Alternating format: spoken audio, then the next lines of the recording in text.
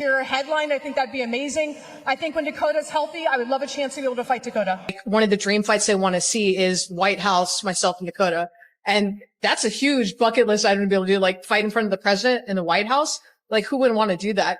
And I think that Dakota and I both have the skills and the excitement to bring it, to showcase everything everybody wants to see and make that the fight people see. She could start asserting some dominance on this round, in my opinion. Oh, Bishop's in bad trouble. Here comes Harrison. And Liz Carmouche pounds out a World Tournament victory. Liz Carmouche just dropped a fucking bombshell at PFL World Tournament 9. Fresh off her brutal TKO win, the 41-year-old veteran grabbed the mic and called out none other than Dakota Ditcheva, the undefeated golden girl of the PFL. And she didn't stop there. Carmouche demanded the PFL open a brand new women's bantamweight division just so she can headline a super fight against Dakota at 135 pounds. This is massive. A 41-year-old legend calling out the undefeated PFL star who everyone thinks is the future of women's MMA. First, let's break down what happened inside that cage. Carmouche went to war with Jena Bishop, and while the early rounds weren't easy, Bishop nearly tapped her with multiple submissions. Liz dug deep and did what legends do. She cracked Bishop with a vicious counter left hook in round 3, dropped her like a stone, and finished with ground and pound. That finish not only gave Carmouche the 2025 PFL Women's Flyweight Tournament title, but also a fat $500,000 prize check. And here's the crazy part. Liz is now on a 3-fight win streak, 12-1 since leaving the UFC, and still adding belts to her resume at 41 years old. But it wasn't the knockout that shook the MMA world, it was the call-out. Liz said straight up she wants the PFL to open a bantamweight division at 135 pounds. And who does she want as her first fight? Dakota fucking Ditcheva. Think about this. Carmouche is a former UFC title challenger, the last ever Bellator flyweight champion, and now a PFL tournament winner. She's already fought the best of her generation, but instead of coasting, she's coming for the next big thing, Dakota. This is pure chaos, because Dakota is undefeated, 12-0, and being hyped as the PFL's version of Valentina Shevchenko. Here's where the controversy kicks in. On one hand, Carmouche is 41 years old, but she's on the best run of her career. On the other, Dakota is in her absolute prime, a killer striker with highlight reel knockouts that have fans comparing her to Amanda Nunes and Valentina. Is Liz chasing greatness? Or is she setting herself up to be fed to the younger lion? The PFL has really gone behind your teammate, Dakota Ditcheva. First off, what do you think of her performances so far this year? Bro, she's a killer. She's a killer. She's the future of MMA, and I think that she's only getting better. She's young, she's hungry, she's disciplined, she's motivated. She's got a good head on her shoulders. And remember, Kayla Harrison has already said Dakota would kill Valentina Shevchenko in 15 seconds. Now, Carmouche is basically volunteering to step into that fire. If this fight happens at 135, it could redefine the women's game, but it could also get ugly fast. Let's not forget, Liz Carmouche is already a trailblazer. First woman to ever fight in the UFC back in 2013, against Ronda Rousey, former Bellator champ with 3 title defenses. And now a PFL tournament winner with $500,000 in the bank. She's fought the legends, but calling out Dakota shows she's not just living in the past, she wants to take down the future. That's legacy talk, that's GOAT talk. But for Dakota, this is also a gift. Imagine headlining against Carmouche, beating her, and cementing herself as the star that carries the PFL women's divisions forward. Liz Carmouche dropped a bombshell at PFL World Tournament 9, and now the ball is in Dakota Ditcheva's court. Will the PFL make this super fight at 135 pounds? Will Dakota accept the challenge? Or will Carmouche's legendary run finally meet the brick wall of an undefeated monster? One thing's for sure, this is the fight nobody saw coming, but now everyone wants to see. Drop your thoughts below. Does Liz Carmouche have a real shot? Or will Dakota run straight through her like everyone else?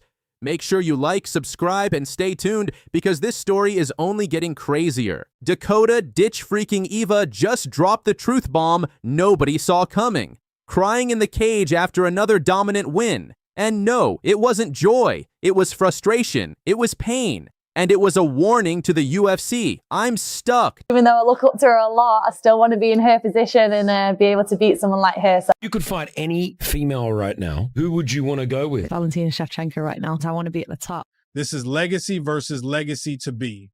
Valentina is one of the most well-rounded fighters in MMA history. She reads opponents like code, downloads your game in real time, and exploits the first bug she finds. Dakota? She's got that unorthodox rhythmic striking that could actually throw Valentina off early. Long knees, feints, switch kicks from odd angles. But here's where Reggie gets real. Dakota still needs more 5-round reps. Her pace can dip late, and Valentina is the queen of championship round adjustments. Still, imagine a fully dialed in Dakota with sharpened counter wrestling and championship caliber cardio on point.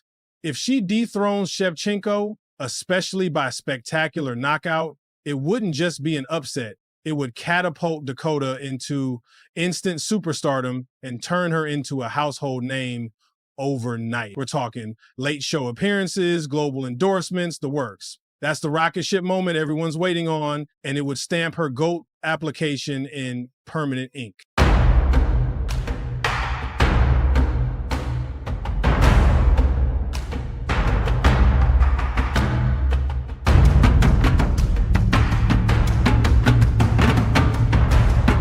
Dakota Ditcheva, 15 wins, 0 losses, one of the most exciting undefeated killers in MMA. She just beat Sumiko Inaba at PFL Africa with style, power, and absolute control. But instead of celebrating, Dakota was in tears. I think I've injured my left hand. I'm more gutted because I've been out for so long and I'm injured again. You could see it in her eyes. Dakota didn't just break her hand, she broke inside. This was supposed to be her return, her moment. Instead, she's left with pain, a damaged hand, and more time on the shelf. And let's talk facts. Fans have been begging for Dakota in the UFC. Laura Sanko called her the violent Cinderella who could rescue the entire women's division. But now, it looks like the UFC just got ghosted. When you come back, what are you looking forward to? I mean, I have just re-signed with PFL. We've come to a great... That's right. She didn't jump ship. She doubled down. Dakota just re-signed with the PFL in what she calls a great agreement. But what some fans are calling a shackle 15-0. Global fan base highlight reel knockouts and still no octagon debut. Is this about loyalty or money? Is the UFC ignoring her? Or did PFL back up the BRINKS truck? She's never won a belt, as she said. Like, she's not a complete fighter, is she? I'm not a complete fighter. She definitely isn't either, so... But whatever. Let's not forget, Dakota destroyed Taila Santos in November 2024, a UFC vet, KO'd like she didn't belong. And then she disappeared, out for months with injuries. Just as the hype was peaking, now, back again, same story. Another injury, another delay. And fans are starting to wonder, is dangerous Dakota cursed? But maybe this is all part of the play. PFL has the dollars. Dakota has the look, the record, the killer instinct. Could she become the face of PFL? Could she bring more heat than Harrison, more damage than Cyborg? She wants to build her kingdom her way. But make no mistake, if Dakota keeps getting hurt, and if the UFC door stays shut, this might go down as the biggest what-if in women's MMA. Dakota Ditcheva just cried in victory. She just re-signed with the company that isn't giving her the UFC stage. And she just warned the world this injury might keep her out again. But when she's back, she's not coming to compete. She's coming to kill, and Dana White better be ready, because the violent Cinderella doesn't want a glass slipper. She wants blood. Because there's one name that I am dying to see in the UFC, and that's Dakota Ditcheva. What a fighter. Yeah.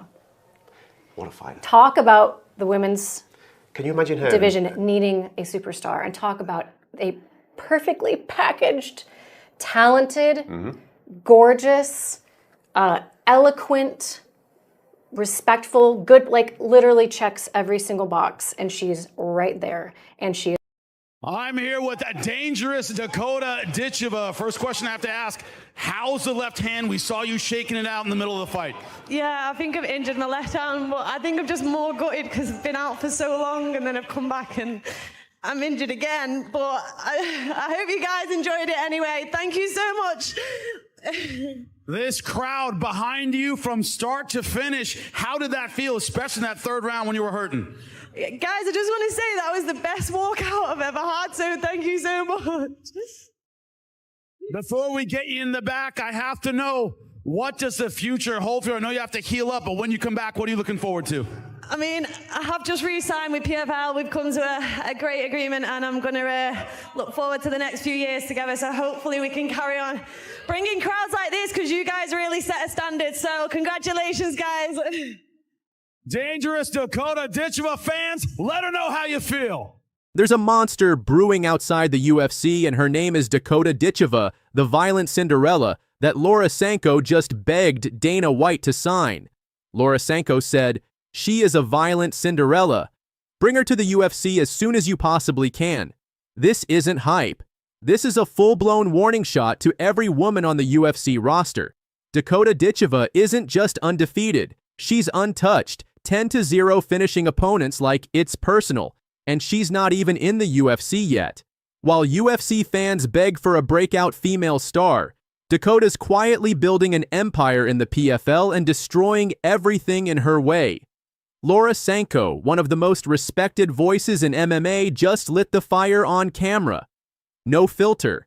And she didn't name a UFC star. She picked Dakota Ditcheva. That's huge. Laura Sanko. For me, it's Dakota Ditcheva. She is a violent Cinderella. That quote alone is a massive L for the UFC's women's roster. Because when your own team says your biggest star isn't even signed, you've got problems. So why hasn't Dakota signed the contract? Easy. She's too smart. She knows her value, and she's not walking into a bad UFC deal just for the spotlight. Is there an opportunity for you to cross-promote with the PFL for, say, a Joan Ganu fight, and is there anything specifically stopping that from happening? Is there any way to stop it from happening? Is there anything that's stopping that specific fight or a specific cross-promotion with the PFL from happening? No, I'm not interested in that. We tried to make that fight. They didn't want to do it, and it's done. He doesn't fight here anymore. I'm not interested. So no fights with the PFL just in general? Should I? Possibly. We got 1, 2, and 3. They can't sell a fucking gate. Oh, talk to me. Dana, it's a stupid question, but go ahead. Talk to me. Why would I do that? I tried to make the fight here. They didn't want to do it, but I should co-promote with like a Bellator or a PFL. Why should I do that? Talk to me. I guess it's just, a partnership with ESPN or anything like that, just in general, with just co-promoting an MMA to make, MMA fans happy, just for everyone to be involved with each other. What? Because of ESPN? As a partnership. You win the dumb question of the night. Congratulations. She's making her money, building hype, stacking highlights. The UFC is going to have to pay up, and they know it.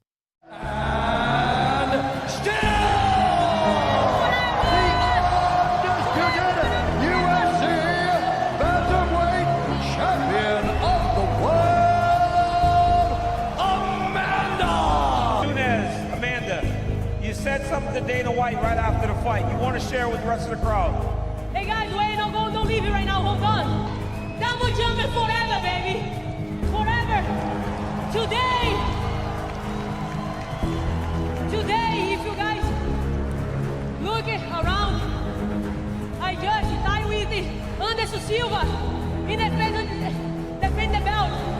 So tonight is a perfect night to retire and then live happy forever. Since Amanda Nunes walked away, let's be real, the division has been bleeding. Who devised the strategy of fighting southpaw? Look, the best thing what I did was make my gym happen. Because in my gym, I feel like it's safe, you know? Peña's beefing with Kayla, Valentina's out. Harrison's a freak, but part-time. And the UFC? They've got no breakout female striker, none except Dakota. Ditcheva is right there, and she's smoking names in the PFL like it's target practice. Let's play matchmaker. Dakota versus Juliana Pena? That's a murder charge. Dakota versus Valentina? Striking clinic Dakota versus Kayla Harrison? The super fight we actually need. Give her anyone. Give her everyone. Dakota is the fresh blood women's MMA desperately needs. She's 27 prime years, star power, British swagger, and a fucking killer instinct. Laura Sanko. She is a violent